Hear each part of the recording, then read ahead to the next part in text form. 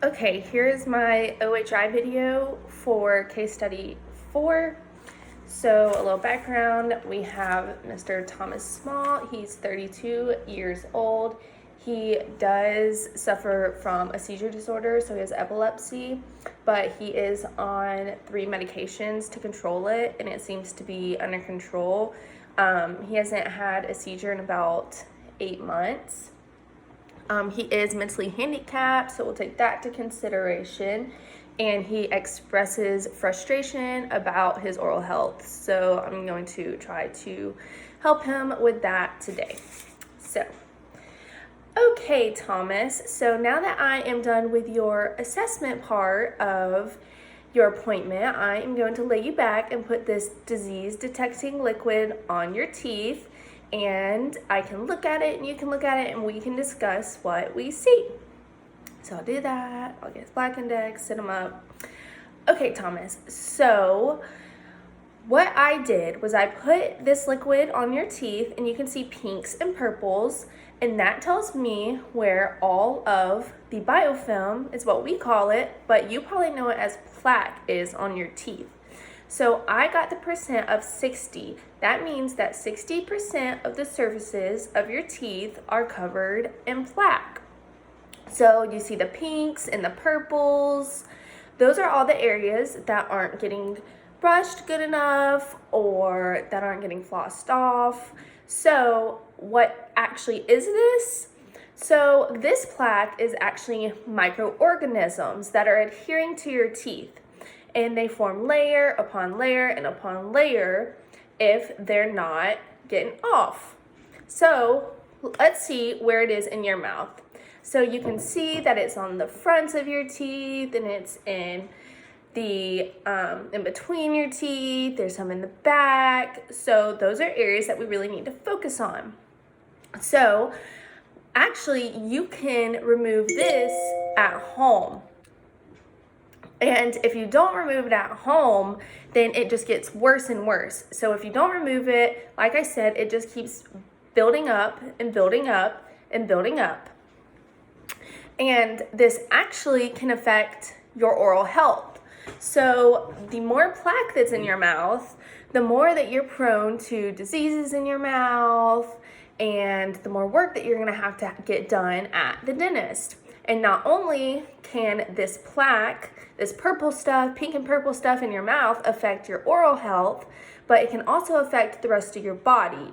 So if you think about it, the mouth is actually the entryway to the rest of your body. So these microorganisms can go to the rest of your body and actually make your whole body sick. So that's why it is really important to take good care of your oral health and take care of it at home. So not only is your mouth really healthy, but we want to keep the rest of your body really healthy too. So what does this plaque cause? We know that it's not good. We know that it builds layer upon layer, and you can remove it at home. And so if you don't remove it at home, what does it cause? So I have this little tree here that can help you with that. So it can cause caries. That's what we call it. You probably know it as a cavity. And we do know that you have had some cavities in the past, and you currently do have some cavities. So, what this means is that these microorganisms are eating away at your teeth. So they burrow down into your teeth and form little holes, and then you have to get those holes filled at the dentist. So if at home you just go ahead and take care of all that plaque, brush your teeth really good, have really good oral health, then you won't have to get those holes filled because there will be no holes. Another thing that can happen is this plaque can cause calculus. And calculus just means that, like I said, it builds layer upon layer. Eventually, it's going to become hardened.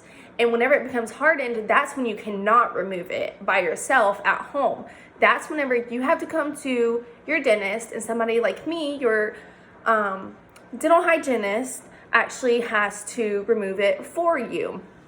And something about calculus is it's not smooth, it's a rough surface. So then these microorganisms have a rough surface that they like adhering to. So then that just makes you more prone to more plaque, and it just gets, the layer just gets bigger and bigger and bigger because they really like attaching to calculus.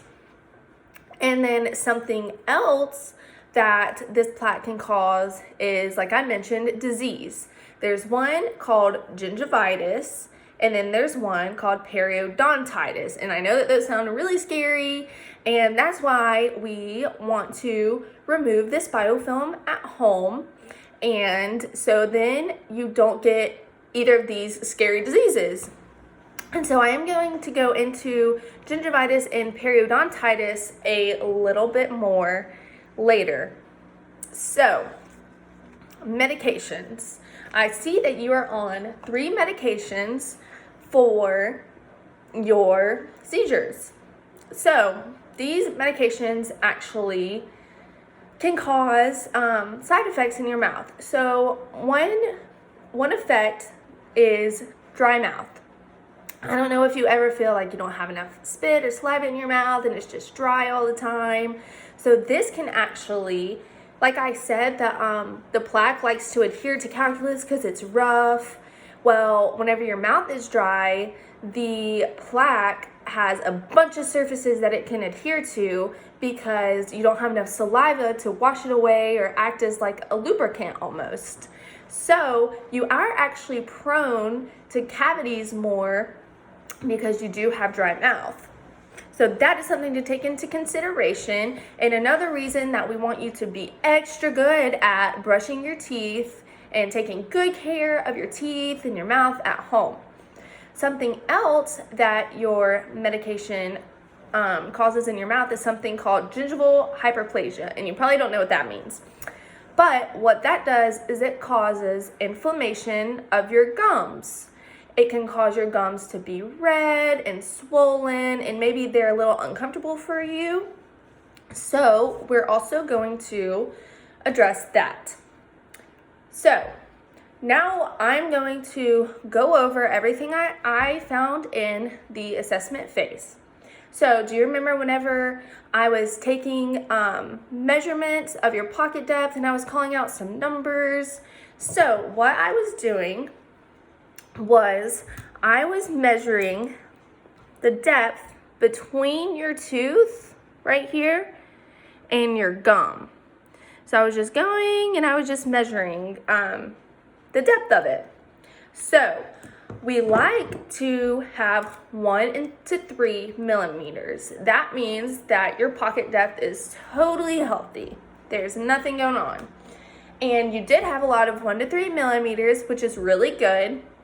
However, you also had some 4s, you had some 5s, we had 6s, all the way up to 8s.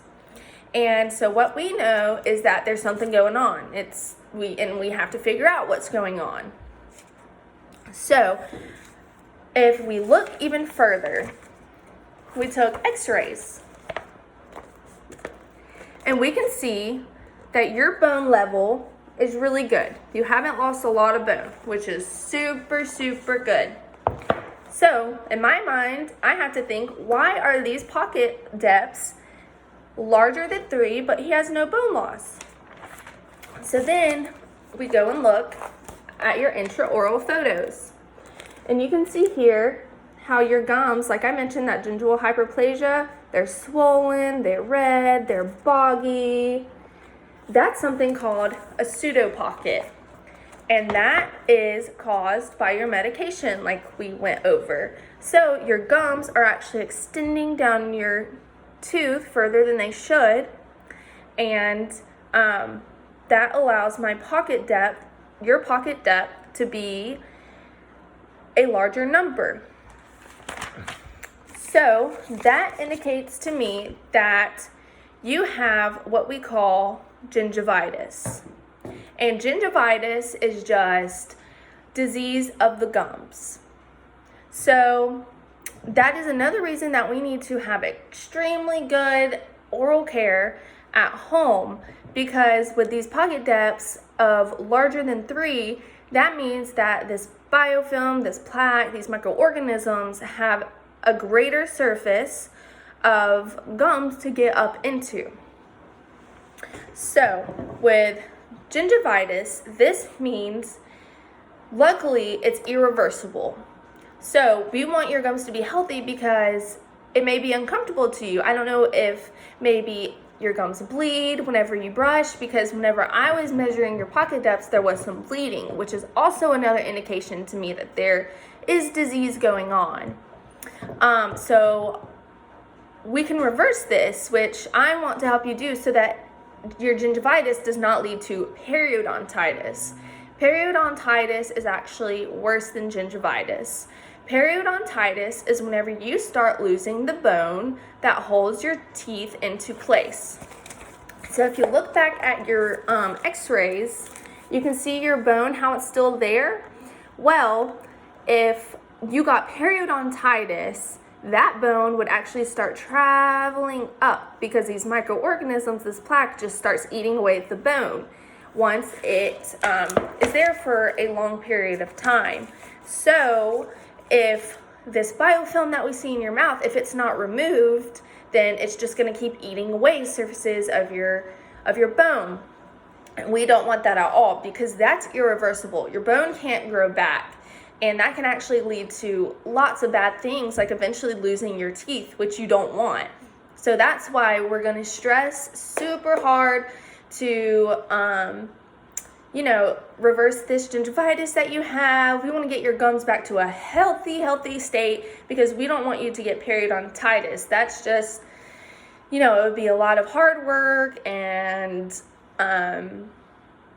more trips to the dentist, which we don't want. Obviously, I'm sure you don't want to be here all the time. So let's just work at getting this gingivitis under control, and I'm going to help you do that.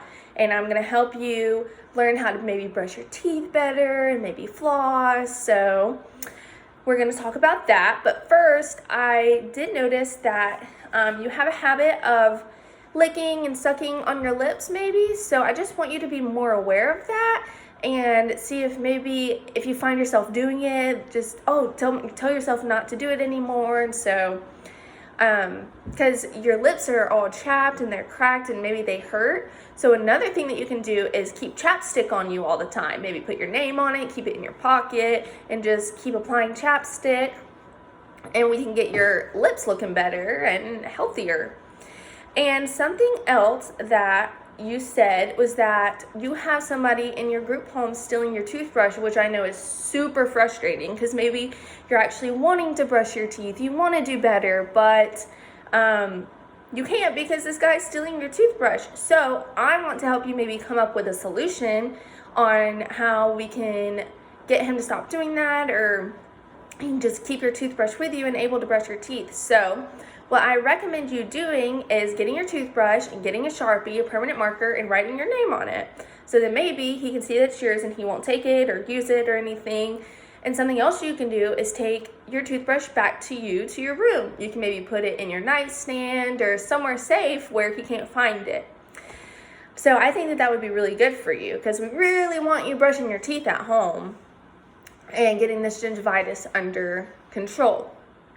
So now I'm going to have you show me how you do brush your teeth. Okay, that is really good, but I'm going to show you a way that can maybe help remove some of this pink and this purple plaque a little bit better, and to help this gingivitis.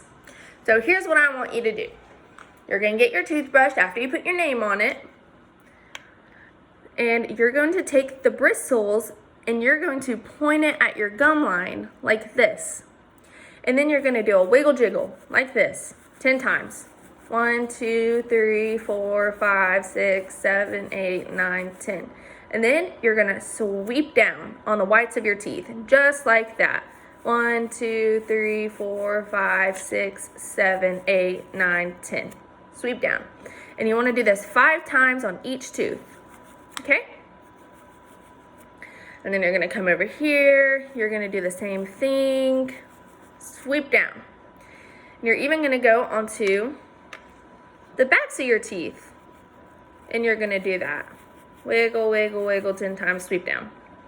However, whenever you get to the fronts of the back of the front is going to be a little different. So you can't really get it really well, like with your toothbrush sideways. So you're going to point it down. You're going to do the same thing. Wiggle, wiggle, wiggle, wiggle, wiggle.